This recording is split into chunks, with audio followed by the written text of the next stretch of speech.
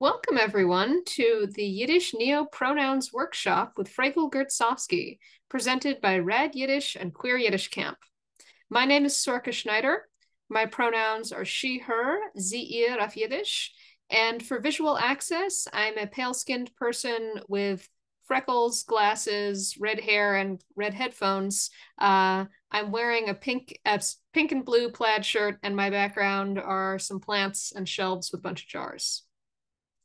I want to acknowledge that two of us today are on the traditional territory of the Gayahono people in so-called Ithaca, New York. Please share in the chat where you're joining us from today, including the name of the indigenous land you're on if you know it. Lilia has shared a link in the chat that will help you look this up. We're very glad to have Corvin as our CART captioner today, and Audra and Liana as our ASL interpreters. To turn on captions, click on Captions or Show Subtitles at the bottom of your screen. If you have any access needs come up during the event, Lilia will be watching the chat for those messages, and you can also DM me, Sorka, as well. A little bit about the organizations putting on tonight's event.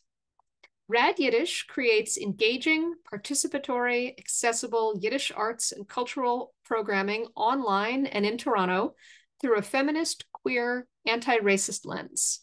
Queer Yiddish Camp is a Yiddish language and cultural community for all levels, led by an all-queer faculty of world-renowned Yiddish teachers, scholars, artists, activists, and cultural workers.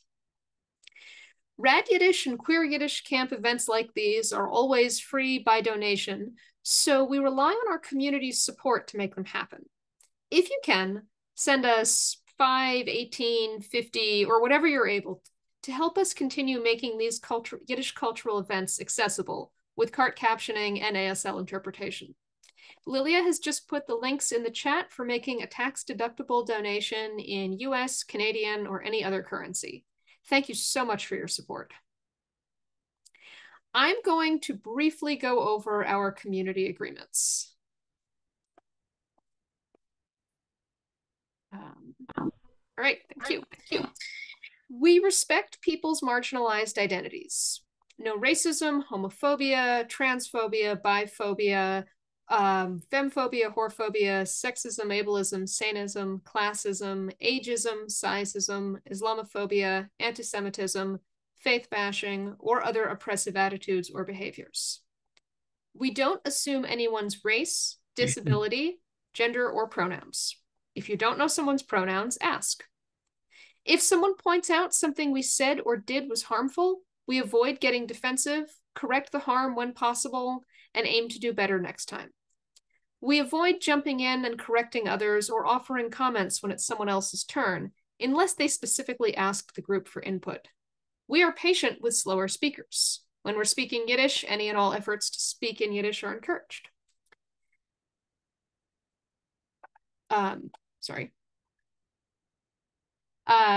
We are mindful of the space we take up and share talking time with all others. If you tend to be someone who talks a lot, make space for others before sharing. If you tend to be someone who doesn't take space, we encourage you to. We keep ourselves muted when it's not our turn to speak, when it's not our time to speak, and we repeat anything said in Yiddish, also in English, so that everyone understands.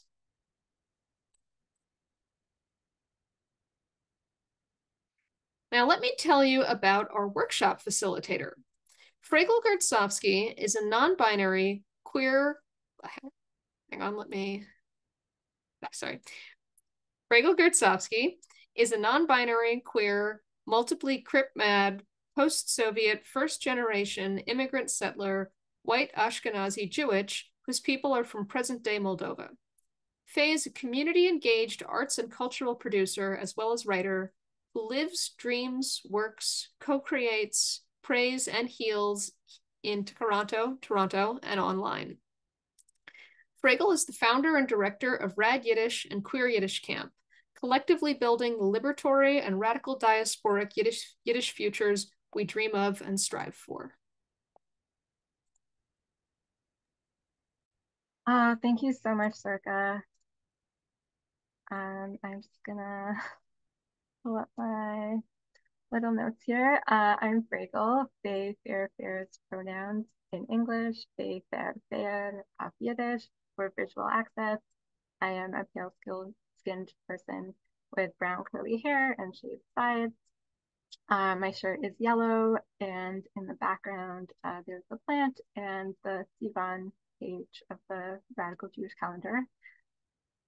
And I'm just gonna, oh, I think, yes, Lilia will post in the chat the slides that you can look at. I will be sharing the screen throughout, but if you want them for yourself, you can follow that link in the chat. So welcome to the Yiddish Neopronouns workshop. This title page has Yiddish neopronouns in the middle and a checkered border with different colorful queer icons on it. The next slide, whoops, is there we go, the agenda. And today we are going to start by going over some definitions, then give a short history of the development of neopronouns in Yiddish, during which you'll hear various examples and how they're used. I will give one example also of how neopronouns from one language can be translated into another, and hopefully by the end of this workshop, we'll have many more examples from all of you. We're also going to be geeking out on grammar as we get to each example, so you can start to have a sense of how Yiddish pronouns work in nominative, accusative, and dative cases. If you don't know what that means, don't worry about it at all. We will be getting to that. After that, there will be time for you to work in small groups or individually to come up with pronouns for yourself, or if you're not creating Yiddish pronouns for yourself today, you can offer assistance to someone coming up with theirs and workshop it together if they want that help. And you can also work independently if you wish. At the end, anyone who wants to share the pronouns you came up with is welcome to do so, and you can let us know if you want comments or feedback on your pronouns or not. We'll end with a group photo and a few announcements about upcoming events. So if at any point throughout the workshop you have a question, you can raise your virtual hand on Zoom and I will call on you, or you can put it in the chat. And I believe, yeah, Lilia is going to be the person telling me if there are comments in the chat or if I don't notice a raised hand while I'm sharing screen. Are there any questions so far?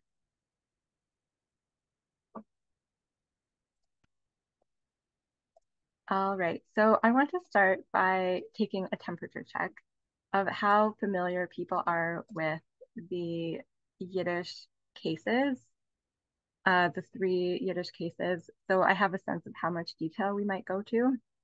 On that part, we're going to cover this topic anyway, but just to have an idea of the room. So please hold your hand out horizontally if you can in front of you. If you have zero knowledge of the Yiddish cases, you don't know what I'm talking about, then you can tilt your hands all the way down like so. If you've encountered them before, but you're still a bit confused about them, you can keep your hand flat. And if you're super comfortable with the Yiddish cases and you know how they work and you know when and how to use them, your hand can go all the way up. So if I could get a little visual, yeah, it looks like we're about like between the flat and upper part of the spectrum with that, at least folks that are demonstrating it visually. So thank you so much for that. All right, now let's chat about pronouns. I'm going to share my screen again. This slide has a title that says neo/pro/nouns. It has some short definitions that will get us on a common page. Would anyone like to read them out nice and clear? Would someone like to raise their hand to offer to read it? Martin, please go ahead.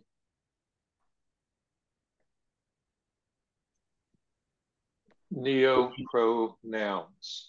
Pronoun, a sound that stands in for a noun being a person, place, or thing, such as a person's name, usually single syllable because its intention is to be a shorthand. Pronouns are usually part of a set that declines or changes form across cases and often have a sound that unifies the set, but not always. For example, the dash dash at the beginning of they, them, and their. Should I continue or wait for the next person to read? Sure, if you want, you can keep going or we can call on someone else. Okay. Third person pronouns. Pronouns that refer to someone that the speaker is not directly speaking to. They are historically gendered in many languages, which leads to the creation of neopronouns that better reflect non-binary and genderqueer identities. Note, when speaking directly to a person in English, we must use you for any gender. So English neopronouns are usually only created for the third person. Neopronoun, a newly created after 1800 Common Era pronoun. Any sound, syllable, or word can be a pronoun.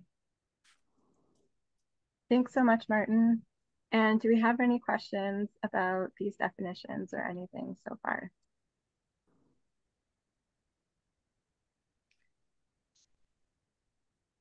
All right, so these might not be the most perfect definitions, but I think they get us on the same page about some of the words we'll be using throughout. All right, so on the next slide. Well, I have a question. Actually, can you hear me? Go ahead. Yeah, the neopronouns, can you give an example of any word, sound, or syllable that can be used as a pronoun? I don't really think of what you mean there. Should I know what that means? Since the 1800s, that's a long time. It's not yesterday. Oh, yeah. So we will be going over some examples of neopronouns in this workshop. So you will have a few examples by the end.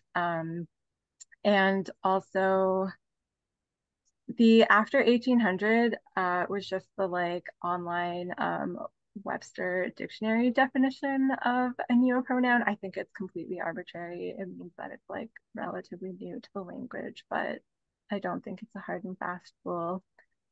I did just remember before I jump to the next slide and give the answer away, I wanted to ask folks, can you think of any examples of non-binary pronouns in Yiddish? They can be neopronouns, but they don't have to be. So neopronouns are not any non-binary pronouns in Yiddish. I see in the chat, also feel free to raise your hand. Joshua says they. S? S, yeah, Fatal says S. Raya says Ez and Davy as well. All right, any other ones? That's a pretty good list so far. All right, that's really great. We're going to be discussing all these examples today, and also some other ones as well. So hopefully you didn't see too much on my next slide earlier when I clicked on it. This one's title is Yiddish Neopronoun Example 1. And on this slide, I have a chart of some Yiddish pronouns and their translations into English. We'll go over each row. The column headings are the cases, so nominative or subject, accusative or direct object, dative or indirect object, and possessive.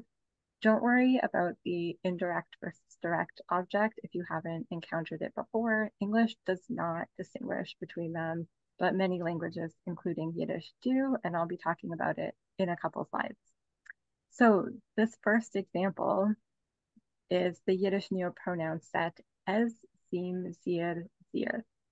These pronouns are roughly equivalent to singular they, them, their in English.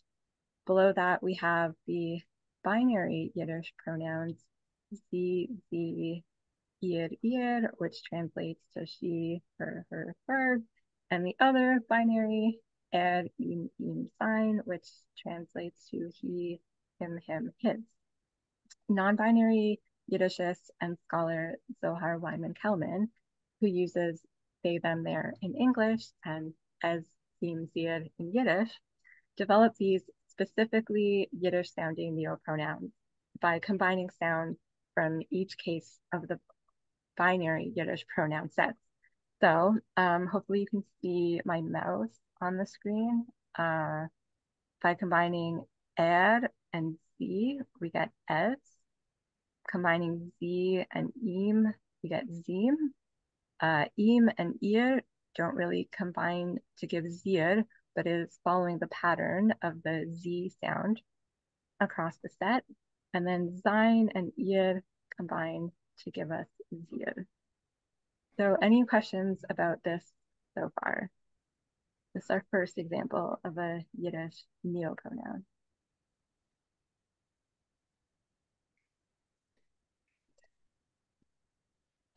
We have where does it come from? Oh, hopefully I answered your question. Yes, that's Zohar Wyman-Kelman came up with this set.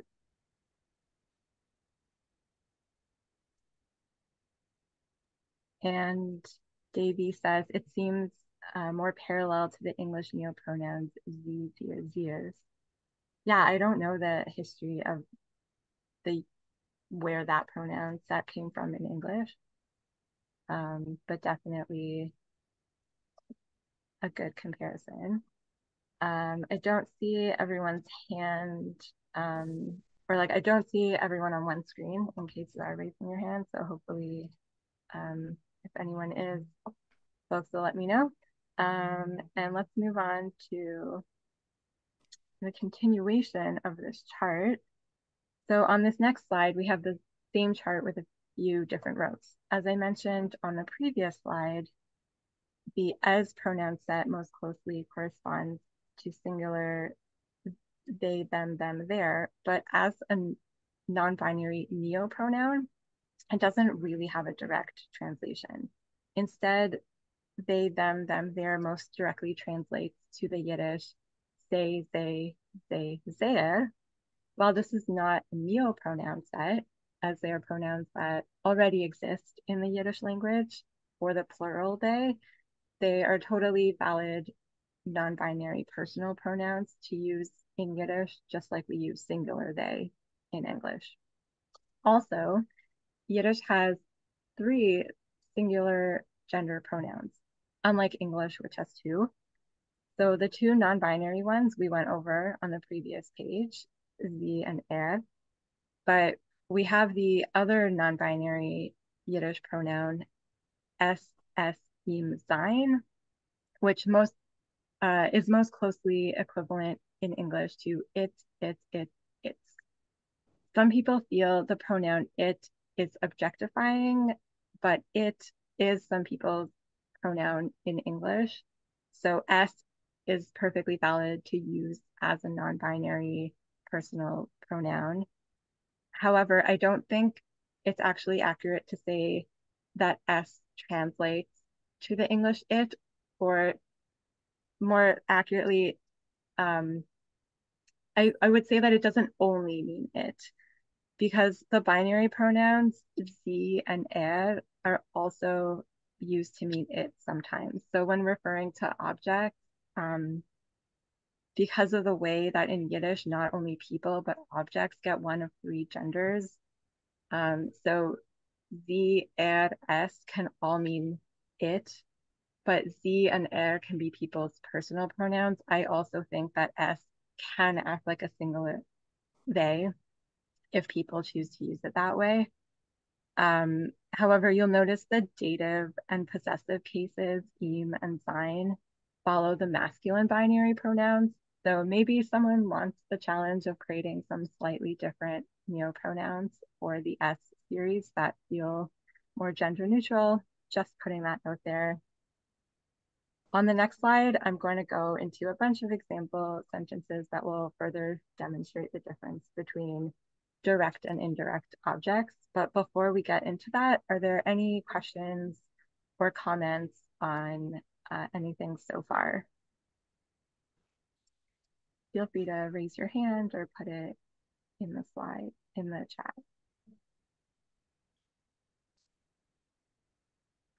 Yeah, Fagel. Yeah, I'm not sure how to ask this, but I keep thinking about children. You know, in normative Yiddish, they're free from gender until a certain age, right? And I don't know how that would fit into this. Yeah, I think, yeah, because we say like The neuter. kind. I'm not really going to get into articles at all. Okay, yeah, but what about like if I want to say it hurt the child, it's tut estimve, irve. If I want to say it's tut, how would you? Well, that would be I'm using an accusative, right? For something hurts the baby, let's say. That would be dative Okay. in that sentence. So because S uses like the masculine in the dative, you would say es tut imbe. So that could be an instance where maybe someone wants to play around with that. We'll create some neopronouns. And also you can use the as that as one example. Yeah, I think I like that better. Yeah, any other? Yeah. And we're going to be going into some example sentences in a minute. Are there any other questions?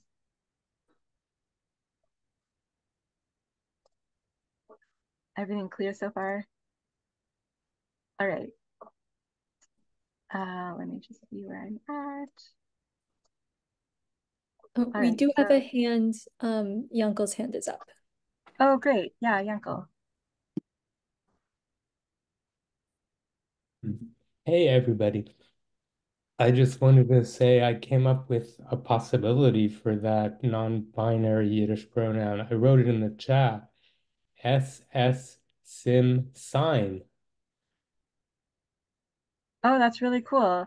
Yeah, I'm goes with your, what you said in the very beginning about the base that all of them, or most of them have a common base like THE. So the S or the Z. So yeah. Yeah, using the S as the way. Yeah, you're jumping ahead to the end of the workshop, already coming up with pronouns. I love it. That's so great. No, that's perfect. We're gonna come up with even more. Thanks so much, Yanko. All right, so moving on to some example sentences. This next slide says, use it in a sentence. Would someone like to read the first example? I can read. Oh, thank you, Nish. So use it in a sentence. Nominative and possessive. They throw a ball for their dog. Es warft a Spickel für ihr Hund. In the accusative, the dog licks them. Der Hund leckt zim. Dative. The dog drops the ball in front of them.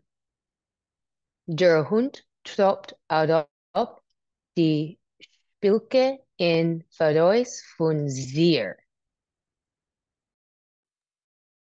Awesome. Thank you so much, Nish. So as a reminder, nominative describes the subject or the actor of the sentence who is doing the action. In the example above, they is the actor doing the action throwing. Accusative and dative both describe the object of the sentence that is being acted upon or who is receiving the action. In the case of direct object, which is accusative. The action is being done directly upon them. So in the example above, them is being licked by the dog directly. And in the case of the indirect object or dative, the person is not being acted upon directly, but is somehow affected by the action. This almost always comes after a preposition like to, from, with, by, in, on, etc. So in the dative example above, the dog is the subject. The ball is the direct object of the action. The action being drops, because it's not the person being dropped, it's the ball. So the ball is directly being dropped, and the person, or them, as we decline it in English, is the indirect object receiving the ball. So any questions here so far? Are we following? Are we totally lost? What I mean by these words? It's like Fagel has a question. Oh, great. Okay, so I don't see on the nominative example, we're changing they from they to es, warft, a spielkel, but I didn't think they implied binary gender in the first place. So why are we changing that? Yeah, so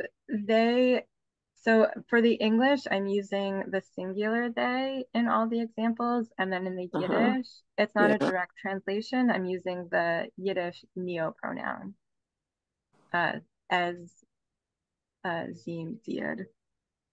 Yeah, well, I guess I'm thinking I could use they as a neopronoun for singular they. No? Why does it doesn't have to be, it doesn't have to indicate, because even in English, when people say, like if I say I want to use they as my pronoun, I think I am actually, in my mind, I'm including a plurality of selves in that pronoun. So yeah, there's more than one way that they gets used in English. We won't focus on that too much, but singular they is definitely would people, one of those. People would feel not described if they used in Yiddish a pronoun like they for meaning themselves or himself, or like for a person. The only one, I wouldn't find that to be excluding singularity. Okay. I'm not sure I totally followed, but yeah, as is one possible pronoun that people can use as a non-binary pronoun, and we're gonna look at some other examples too. Any other questions on declining? All right, so would someone like to read the next example, please?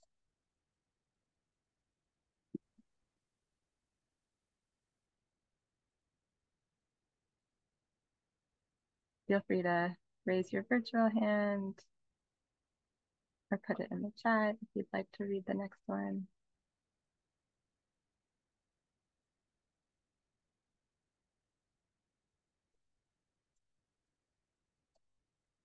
Oh, Martin, sure.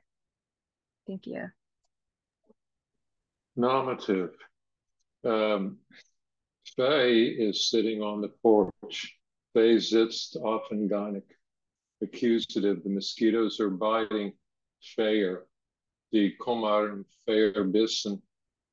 Dative. A neighbor brought Fayer tea.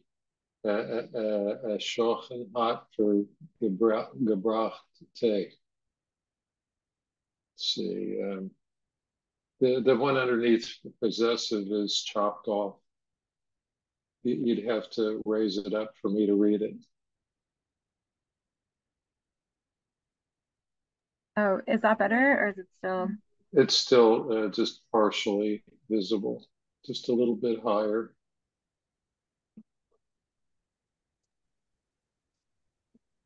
Okay, Fayer tea is hot. Fayer tea is heiß. Thanks so much.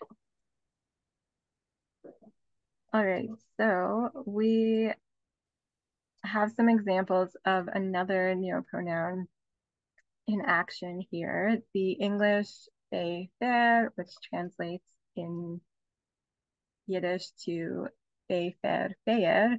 On the next slide, we're going to talk about this translation. So Yiddish neopronoun example 2.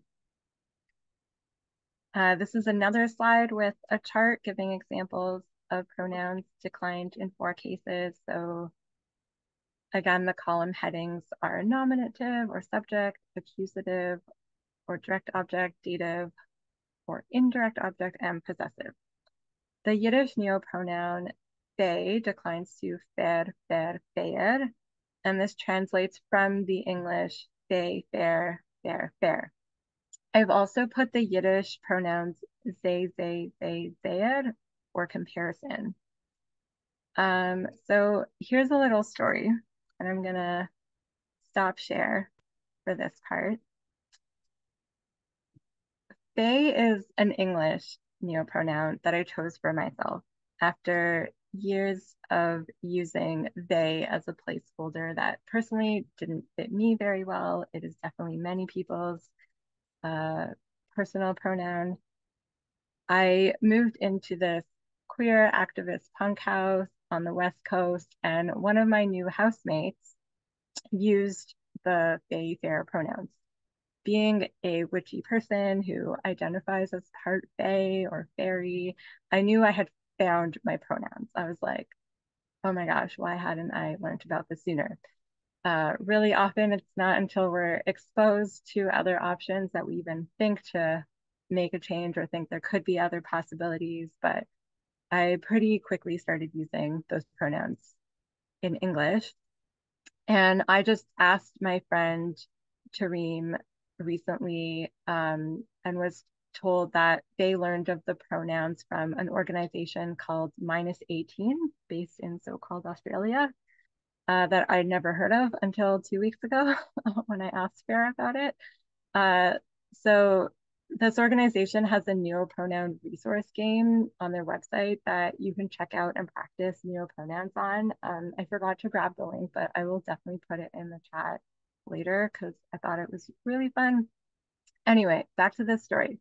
When I first entered Yiddishland, I started using singular they for a little while because I didn't know of other pronoun options.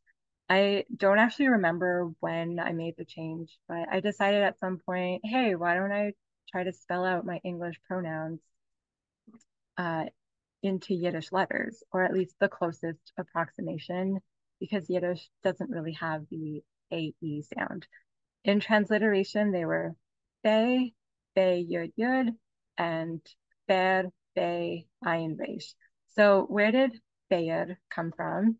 Well, I've been using the they pronoun set for a while, and the possessive Seir, maybe I'll just share screen back again for this part.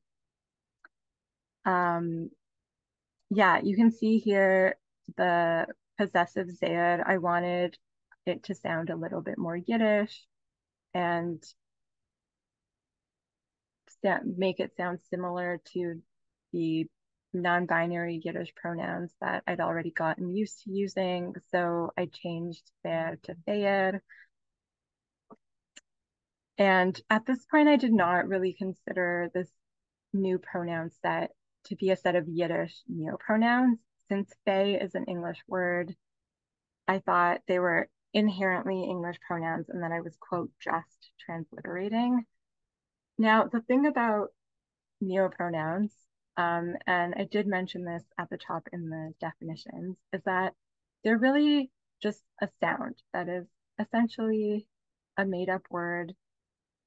So although they might be created by someone in their native tongue, like English, essentially you can use the same sound in any language as long as you match a sound to each case in that language. So in Yiddish, we looked at 3 cases plus the possessive. But for example, Russian has 6 cases, Ukrainian has 7, which means if you were to translate a pronoun into those languages, you might want to create additional pronouns for each of those cases, but you can also repeat the same sound across cases, as we saw in a lot of the examples today.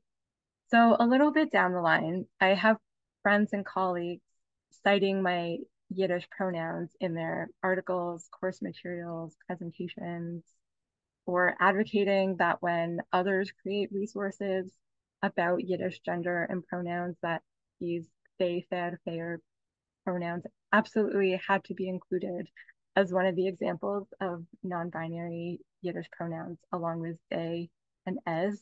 And I was like, oh my gosh, I am so flattered, but no, you have it all wrong. Like, these are not really Yiddish pronouns. And I find it kind of funny now that I thought this way, that despite the fact that I modified the pronouns to sound more Yiddish and that they only existed that way in Yiddish, and I was writing them in Yiddish letters, I think it was only recently that I really accepted that, oh, I did create a Yiddish neopronoun set. I think it was even after I came up with the idea to run this workshop that it really sunk in for me, like, oh yeah, like these are Yiddish neopronouns.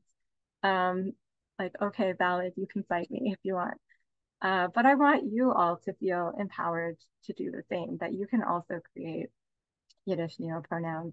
So very shortly, we're going to be moving into breakout rooms for about 20 minutes.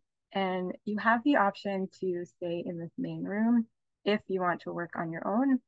You could just ignore the invitation to join a breakout room when it comes.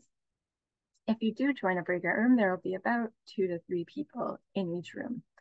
You can take turns sharing your ideas aloud and workshopping them, giving feedback on ways to make your new pronouns sound more Yiddishlich, or how to create a unified set across the cases with a similar sound.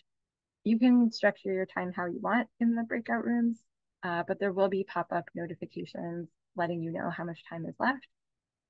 And consider the 2 strategies that we discussed today. So, Fragel, could I pause for just a moment with some questions from the chat? oh yeah, totally. Okay. Going back up, I don't know if it's Kayla or Kyla is asking about the spelling in Yiddish or OCS in Yiddish letters of Fei, Fair, Fairs. Is it Fei, Iron, Fei, Oh Iron, yeah, Yud, let me put that in the chat. Yeah. And then some discussion about the origin of Fei Fair in English. One source is citing it as created in 2014 by Tumblr user Shadorus. Pavel sharing Polish. In Polish, we have a whole grammatical neo-gender with a link there. And then Davey adding, I'm 99% sure I heard Fei Fair Fairs in English before 2014, like a long time before that. I think probably more than one person, quote, invented them. Yeah, I think that is also likely that it wasn't one person. I think when you have like a community or identity, you know, like people who maybe practice like certain like Celtic traditions, and like the Fae are an important part of that culture, then like maybe more than one person was like, hey, I identify with that, and that is going to be a pronoun that I create. But yeah, I don't know the origin other than my friend Tareen, who told me they learned about it from like an Australian queer organization. I'm really glad to hear about other origins. All right, so And yes. one more practical question. If someone is using ASL interpretation for the breakout rooms, could you give instructions on how that will work? Yeah, that is what I'm getting to next. So thank you so much for prompting that. I'm gonna just talk about the 2 strategies and remind folks of what we discussed up to this point. So Zohar's neopronouns, as zim, zir, take existing Yiddish pronouns as their launching point. And my neopronouns, they, fer, fer, are a transliteration from another language's pronouns, in this case, English, and then slightly modified to sound more Yiddishlich. So maybe you'll discover other strategies and share back with the group. And remember, any sound can be a pronoun. So we will have breakout room number 1 that you can join if you want to have an ASL interpreter with you in the room. So if you need to be placed in room number 1, then you can let D know, and they will place you in that room. And if you get placed in the wrong room, just ignore the invitation and let D know to put you in room 1. And yes, also, is there anyone who needs cart captioning while they're in a breakout room? That would be another thing to figure out before we jump into rooms. We could do breakout room number 2 for that. Corbin, does that sound all right with you? Okay, getting thumbs up. And I don't see anyone saying, oh, I'm not looking at the chat. Okay, no one's saying about cart. But yeah, that option is there. So take it away to breakout rooms. We're gonna have 15 minutes at this point. And I will let you know when you have 10 and 5 minutes left.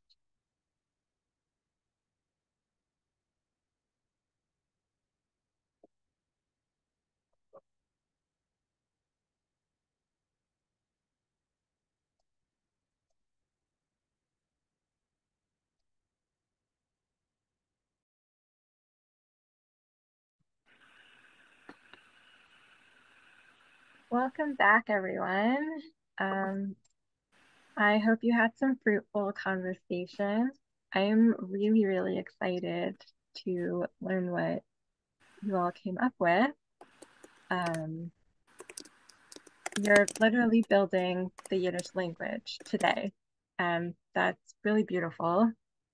We probably won't have time to hear from everyone, but what we'll do is give each person who wants to share literally 1 minute just to share the pronouns that you came up with. If you want to share anything about your process to get there, you can share that as well. And if you came up with more than one set, maybe just share your favorite one so we hear it from as many people as possible. I'm going to pause the recording after this explanation and only record folks who don't mind being on the recording. There are some folks who couldn't make it live, and I'm sure they would really love to learn what you came up with and hear even more examples from you all, but definitely no pressure.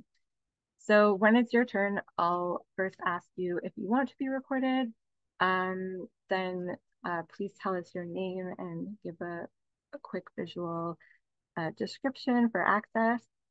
And then you can type the pronouns in transliteration, so in Latin letters, in the chat first, because that will really help our cart captioner and ASL interpreters know how you're spelling it. Then you can tell us how you're pronouncing your pronouns aloud. Let us know if you'd like comments or feedback on your pronouns.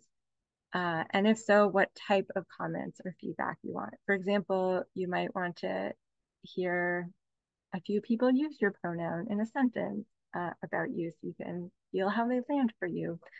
Or you might have a question or be stuck on something and want suggestions for how to address it. It might be that you just want some affirmations and cheers like, yay, we super love your new pronouns. Or nothing at all, in which case we'll say thank you and move on to the next person. Okay, so by raising your virtual hand, please let me know if you'd like to be called on. All right, go ahead. Hi, my name is Ilana in English or Lanke in Yiddish. I guess a visual description, I'm a white person with short hair and square glasses. Um, I'll write it in English.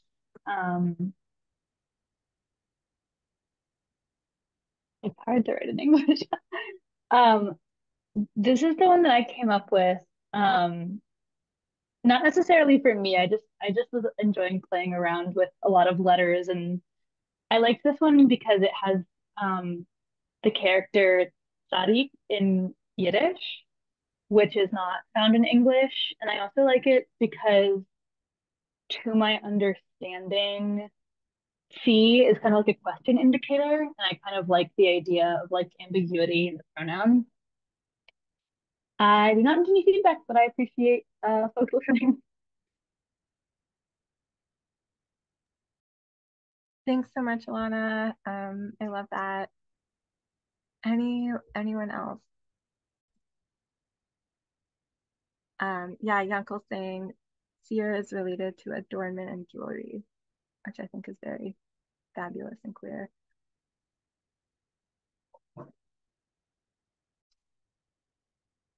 All right, so Yankel, if you want to share with us what you came up with near the beginning of the workshop. Sure, I guess it was just a play on S. So it was like uh, seer, sayer. Oh, no, I don't remember it. I wrote it in the chat earlier. Oh yeah, I scrolled back up and I found it. So it was SS seam sign. Seem sign, yeah. It's kind of fun. But I love the Lanka's see the question thing. That was so cool. And that's what made me think of the jewelry thing. So I was like, oh. Yeah, I feel like so even though this pronoun started with a particular letter, like Sadi, and then declined it, kind of rhyming with some existing Yiddish pronouns to have hmm the ear endings. You noted, Yankel, that it created a word, and I think it would also be a really cool exercise to start with a Yiddish word, kind of like how the Fey pronouns were created in English. People hmm started with they, an English word, um, and created a pronoun set around it. And so I think we could think of Yiddish words that resonate with our identities, like maybe someone really femme who likes jewelry is like, see it, and I'm gonna play with that. So maybe there's like a different Yiddish word But that don't represents something. don't you think Faye resonates with Fagel? Oh, absolutely. I mean, my So name, Fraggle, this is a little bit off topic for the workshop, but yeah, I since we have figured a it bit of was time, related. my name is a portmanteau. I wanted a Yiddish name. Very few non-binary Yiddish names exist. Most of them are quite gendered. And so I took a bunch of words that I really like in Yiddish and squished them into a name. So I took like fragen, which I feel is really similar kind of wavelength at sea. It's like a question. hmm It's like I'm curious and I'm asking and like I annoyingly question everything, um, and don't settle on just one answer. And then there's uh like freilich, uh, which is happy and queer, and bagel, which is bird and queer, and Bregish, which is like the Phrygian mode that klezmer music is often written in. So I stuck it all into the same Frego. So I think even though this is about names and not about um, pronouns, I think you could take a really similar approach when thinking about pronouns. Be like, what's a word that resonates with me and how can I play with it? Does someone want to throw a word out there Maybe we can like on the spot come up with a set based on a word. Oh, and there's more in the chat, so I'm going to read that first. Sorka says, perhaps too literal, but kfir, kfirin, kfirin, kfirs. Yeah, that's great. And Lilia says, I feel like we could have a similar workshop on creating Yiddish names. Very true. Maybe that's the spin-off to this workshop.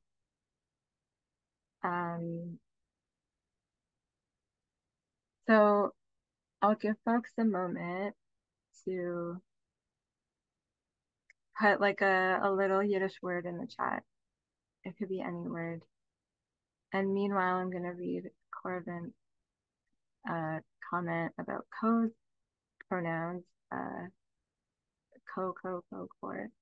Co's is from comrade. I didn't know that. I love that.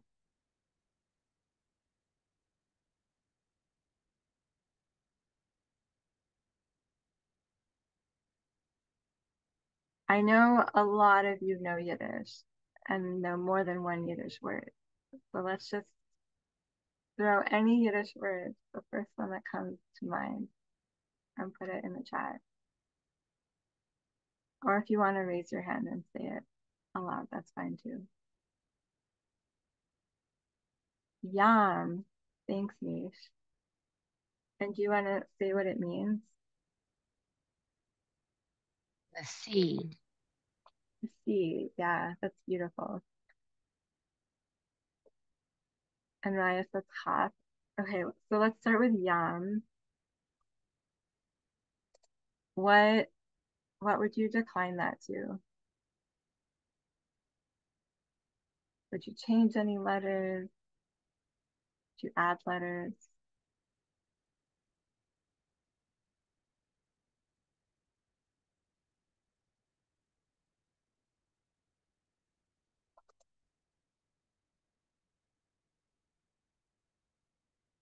Oh, Yankel, were you raising your hand?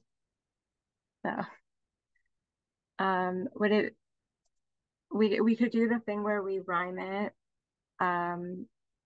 with some of our pronouns that end in im and ear. So maybe it would become yim and ear.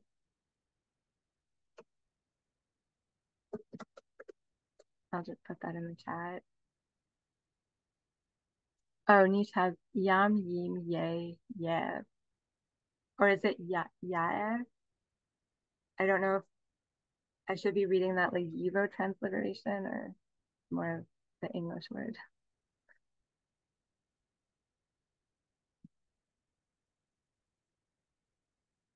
But yeah, that's a great example. Oh, like yeah, yeah. Yeah, to rhyme with, oh yeah, yeah. I think if I'm hearing it the way that you want it to be pronounced, I'll just offer the Yivo spelling would be like Yair. Yair.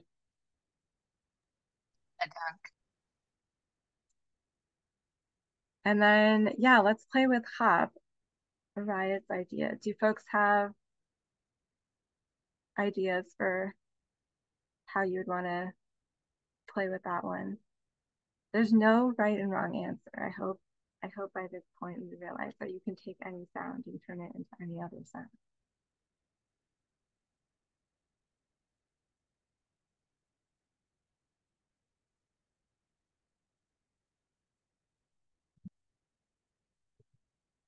Maybe we could do a similar thing where the ah becomes an e, so hop, chip,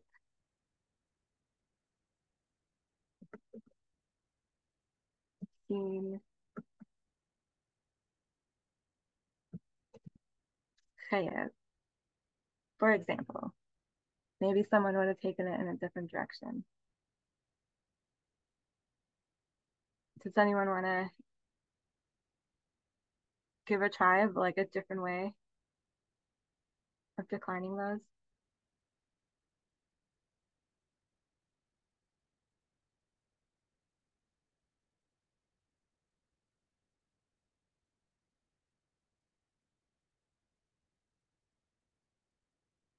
we're literally just making it up. So I hope at least you're taking that much from this workshop, that there's no right and wrong, and you can play around with these sounds. And Kayla says something that just came to me. I don't know how that is pronounced, but the Hebrew letters Hey, Yud, Vav, Vav, as in a deliberate misreading of the Queriparapetum. Sorry if I'm butchering that. Who? Hey, Vav, Aleph.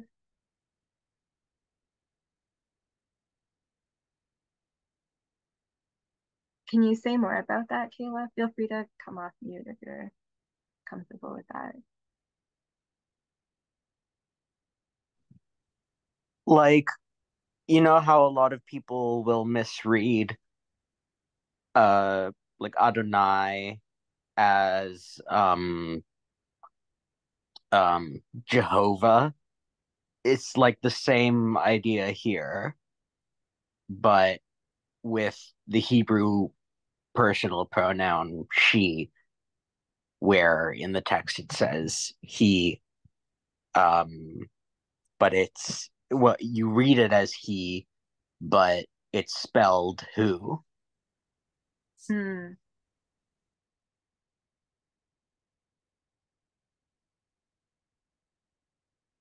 Yeah, I've never thought of that. I've less experience with the Hebrew. And then Sorka adds, loosely inspired by how different Z and Dir are. Chap, chap, pach, pachad. I think maybe you meant Z and Ir. That was a typo. I meant Z space AND space IR, but my keyboard had a different opinion. No worries. Yeah, so in the Z set, Z declines to Ir, and so it becomes a totally different sound. So then you could have chap, chap, pach, and pachad. Just to like take the last letter and then take it in a different direction. I love that.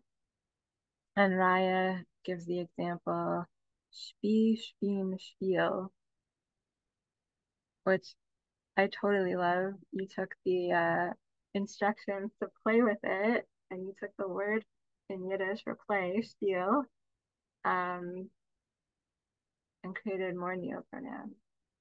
So yeah, I feel like we've collectively come up with a lot of ideas, and maybe some of you will use them as your own neopronouns, or you will be inspired to create neopronouns that feel like they suit you, if that's what you're looking for.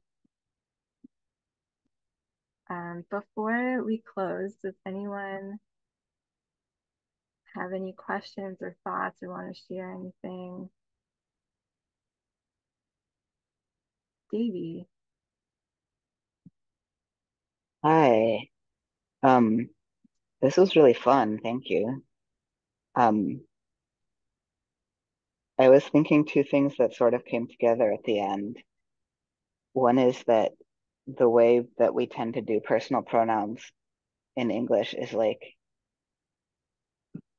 super individualistic and requires like me educating everybody about what to call me, and rather than like happening in a more natural community way, like say a nickname, like often you don't give yourself a nickname, but other people give you one, and then you decide if it sticks and if you want to encourage it, right?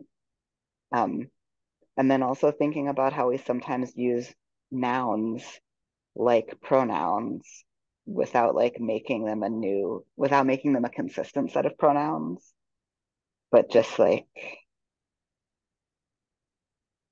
I mean, I'm thinking all of the examples that are coming to me are more like Black English vernacular, but like calling somebody homie in the third person, which is a noun, but it's acting like a pronoun in that sentence. And thinking like, how much fun could we have just calling each other nouns sometimes and then seeing which ones stick and feel good. Yeah, I love that. Yeah, a neopronoun can be an existing word, or it can be like a made up sound. Anything along that whole spectrum can totally work. So yeah, thanks for bringing that up, Davey. All right, and I want to say thank you to all of you. I will stay on for a few minutes after we stop recording and after we let our lovely CART and ASL folks leave. If people do have any like questions or things that come up that they didn't want to share during the recording, but I'd really love to take a group photo at this time. So if you don't want to be in it, this would be the time to turn your camera off. But if your camera has been off during the workshop and you're like, I want to be part of this cute group photo and say that I was at this workshop, you're welcome to turn it back on for the photo. And I'll give folks just another few seconds to get into frame. And then I'll count to 3. Aim, say, try, smile. Beautiful, amazing. So I do have some thank yous on my last slide that I will share. If I can remember where the button went. So thank you to Sasha Berenstein, who has been really a pioneer of queer, trans, and non-binary vocabulary development, and a fellow activist and thought partner along with Rosa Daniel Langlovitsky.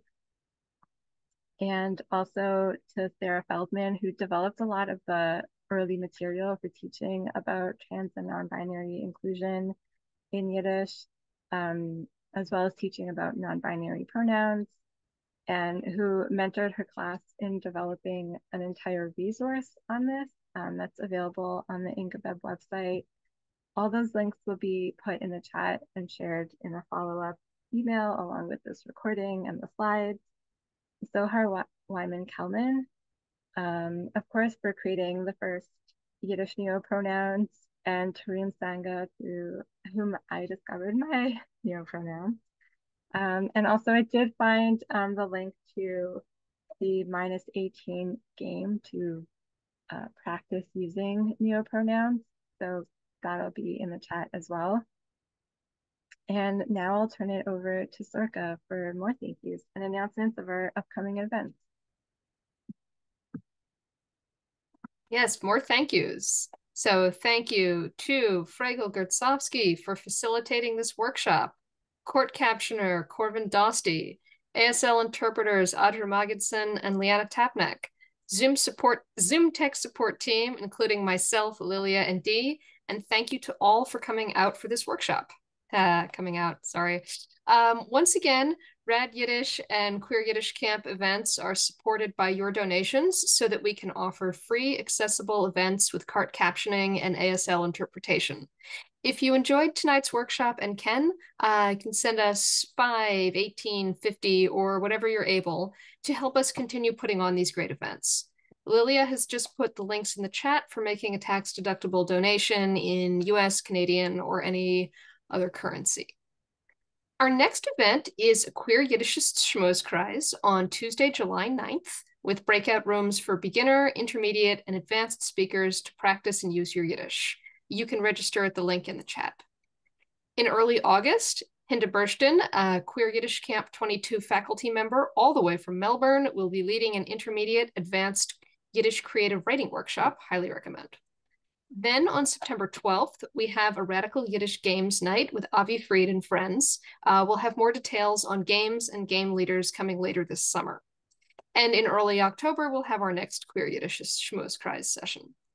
And last, but certainly not least, The Queer Yiddish Camp 2-week intensive program will be returning this year from Sunday, November 3rd to Sunday, November 17th.